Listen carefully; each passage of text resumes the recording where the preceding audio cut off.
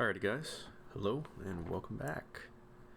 Today we got a new topic: hypocrisy and the hypocrisy of hypocrisy. This hypocrisy of hypocrisy is just something that I've kind of thought about. It circles back to the circular arguments that I often find myself having with my friends, and just not arguments in terms of like two sides being wrong or right, but more so just fleshing out these ideas. And we always kind of come back to the same example or the same conclusion that it's kind of selfish to feel these ways and it's kind of selfish to think these things. In particular, I want to talk about deeper principles and struggling to truly withhold them. I think in particular, stuff like, let's just say, trying to not contribute to systems that you feel are inherently negative and degrading, like dating apps. You know, the pull to do it, to fill those voids, is so strong and it's so real. Yet, you complain about how the dating pool is just nothing but meaningless hookups or people who are unable to hold a meaningful relationship. But if you download the dating apps, you are contributing directly to that system. Even if you're trying to fill your own void, it's still, you fall into that trap of being a hypocrite. And it seems like it's often people choosing cop-outs instead of compromises. It's like, oh, well, I'm lonely anyway, I might as well just download the app. But then you're no better than those people that you talk down upon. And I hate this circling back to the hypocrisy of hypocrisy.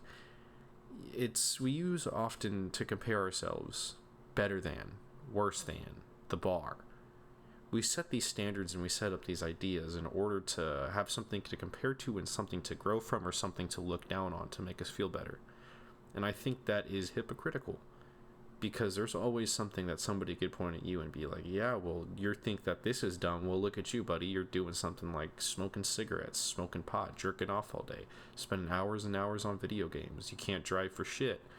40 other things, you know what I mean? Like, nobody's perfect. But at the same time, you do kind of need to be like, maybe I shouldn't be putting myself in these positions or associating with these people. Not just because it's like the right thing to do, but because you can recognize that it is degrading to you and your goals and your principles. You know, even if you're not the star student that you wish to be.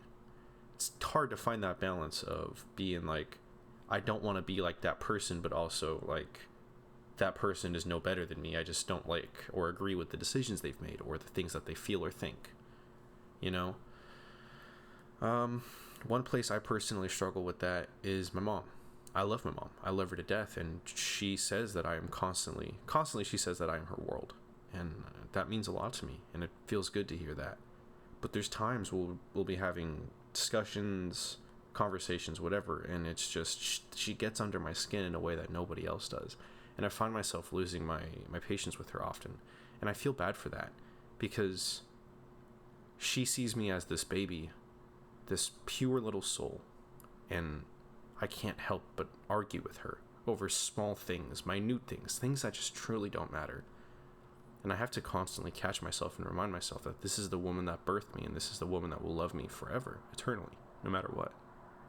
And that sucks.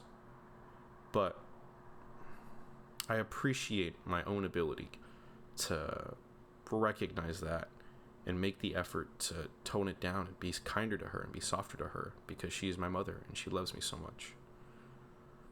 And that kind of sounds like I'm sucking my own dick, and I hate the way I worded that, but, you know, fuck it, we do it live, so I don't get to make the edits or make the fixes. Anyway, before I get too off topic, let's go to the next section of this. I think that the hardest part about commitment is actually committing.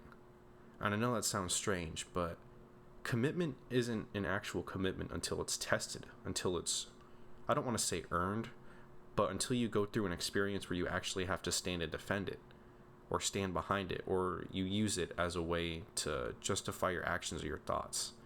But not just as a justification, but you use it as something truly you believe in, and something that you're not willing to compromise. I see so many people talk about their commitment to growing, their commitment to healing, just their commitment to the personal journey. Yet, how many times do these people just fall back into the same loop and they fall back into the same mindset simply because their ideology of what they're reaching is stronger than their desire to actually commit to said ideology or said principle or whatever the fuck it is. Like, let's go back to romance. If a girl cheats on you, you gotta break up with her.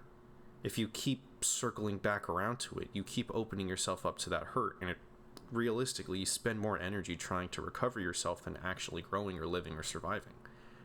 It's, the self-eating snake. You feed yourself that negativity, so you're growing more negativity. And it's not going to be easy to make these commitments. It never is. And I think the hardest part is holding yourself accountable, because realistically, nobody cares enough to actually sit there by your side and tell you that you should get your shit together. And that's the hardest part about life often, I think, is that you are the only person who's going to care as much as anybody. Whether it's a small topic or a hobby, you are the only person that you can find that will actually care as much as you. Because people will not care the same as you. People will not care as much as you. People will not care as deeply as you. And that's not to say that you're this fucking grand, deep, philosophical thinker. It's just our experiences and our paths lead us to think different things and to have different ideas. And we appreciate different things, and we understand different things differently. We understand the same things differently. A lot of it is based on perspective and experience, and no two of those are the same between people. And a way that leads into life is with principles. Like, it's easy to see the negatives in people and to talk down on it, but it's also really hard to help somebody work on that if they don't want to do that themselves. You know what I mean? If a fat dude wants to be fat, he's going to eat all day, no matter how much he complains about his back and his joints hurting and how he can't sleep or he can't breathe. If he's going to eat, he's going to eat, and there's nothing you can do to stop that. So you shouldn't waste energy looking down on this guy. You should just be able to recognize it for what it is, and you just keep it pushing. Another thing that relates to that is I often find myself holding people to standards that they don't entirely believe in, or principles that they don't hold. And I'll never make it like a verbal thing where it's like, hey man, I expect you to do this, or hey man, I expect you to do that. It's more so like loyalty and respect. Hustle, loyalty, respect. John Cena, you can't see me. The loyalty and respect in particular, it's like making plans with somebody. I oftentimes find myself making plans with people, and I am the one who's excited to go do these things. I am the one who's making the effort. And then I often get disappointed because people just don't have the same drive to make these things happen. And so you get disappointed by that. You're like, hey man, the least you could do is just shoot me a text or this or that. And you're like, oh, sorry, I was just tired. I wasn't feeling it. And that sucks. But when you keep expecting people to hold up to those ideas in your head, you're just going to be nothing but disappointed, because they will never see things the way that you do. They will never respect you in the way that you want to be truly respected. And I know that sounds very nihilistic and very negative, but it's more so a way to relieve some of the stress of people not being there for you when you need it. Because realistically, nobody's going to be there for you. The only people that are going to be there for you are yourself and, Jesus, right? It's a lonely world out there. And you got to be able to handle that, because otherwise it's just going to eat you alive. If you keep asking for people to help you up, you're never going to get off your ass, It's not saying that you shouldn't ask for help, but you should really alter your perception of what help is and where it comes from, or how it even exists, So to really tie in the principles and this asking for help aspect into the hypocrisy, is that you're oftentimes going to be, like with me in particular, I tell myself that the only person who's going to help you is you. But when things get tough and things get lonely, the first thing I want to do is reach out to other people and kind of talk things out. And that's almost hypocritical, If I'm such a strong man and I'm such a principled person, I shouldn't be shirking my feelings and my issues onto others and having them absorb some of that negativity so they can help me with mine,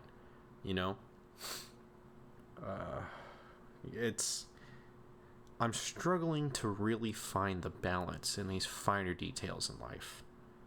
And the further I get along in my life, the more I realize that balance is the other side of hypocrisy. Because things definitely don't need to be black and white, because nothing in life is. There's so much nuance and there's so much gray area in this existence that trying to hold your principles so rigidly ends up compromising them, if that makes sense. Good example, just personal example, is jerking off. I hate jerking off, and I want to do it less. But jerking off is also the thing that stops me from going out and engaging in these lustful encounters with people that ultimately mean nothing in my life and that will just fizzle out in a week or so. Instead of giving off parts of my soul to other people, I give it off to lust, but individually. You know, that's a constant struggle of trying to be like, oh, I want somebody so deeply and I want to be so loved, yet I also want to be free. I don't want to have these responsibilities of the relationship and everything that comes with that, because it's extra stress in my life that it's barely even getting started realistically, you know? And it's hard to indulge yourself while also restraining yourself. To indulge in the opposite of your own principle brings some of the deepest feelings of guilt. And I feel like that feeds into that negative cycle. Like, you already feel guilty, so whatever drug you're about to take, whatever girl you're about to fuck is about to just undo all of that and make you feel twice as good. But then once that high wears off, you're back to feeling like a piece of shit. You know? The ebbs and flows of principles and what they mean to you. I think, though, at the end of the day, I want to find a way to hold my own values and hold my own principles in a way that is the least hypocritical. Because at the end of the day, morals and principles are selfish. You know what I mean? Again, circling back, love saying that, circle back. Circling back to principles of that nature, or just any nature, you gotta defend them, and eventually you're gonna have a day where you just feel like, fuck it, let me download Tinder, let me get some easy pussy, and let me call it a night. But then it's never just that easy. It's never just downloading the app. Then you gotta pay for Tinder Gold. You know what I mean?